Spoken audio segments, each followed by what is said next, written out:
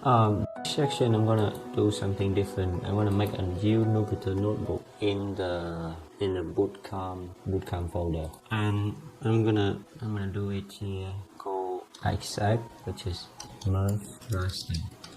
So I'm gonna open that, and here I'm gonna say one is merge raster. So you see here I can make a notebook, so I'm gonna use gdal for that, and you can use gdal to merge the image together.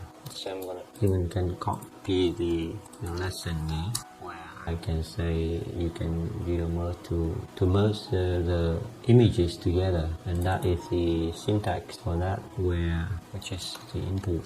If you want to do something like that, and this one can be a break. So we got this is the functionality of that one, and then we can give it a try in this one. So when we give it a try in here, we say dash the code. We need to know where we are. We are in here, and because we are in here, so we need to go to data, and inside data we got this folder. We need to go to test data. So inside test data, we got a bunch of are we inside test data? So we need to change to test data.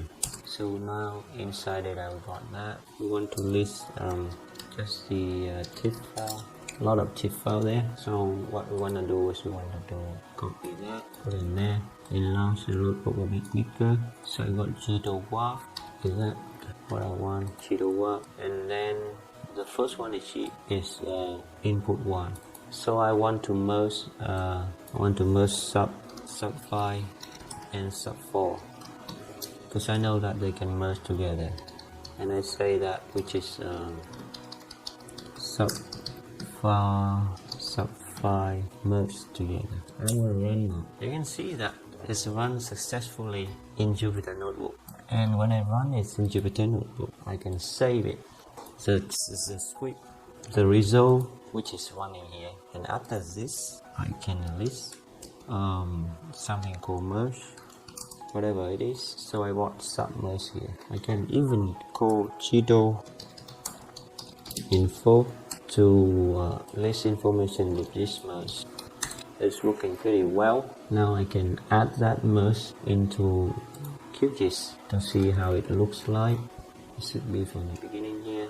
So I'm gonna just in my QGIS, I'm gonna just put more the sub file, and maybe remove the contour as well, and I'm gonna put in the sub 4 file merge inside, put in the contour on top. Okay, so we got that. This is sub 5, this is sub 4, and if we look at this as you said, it looks pretty cool.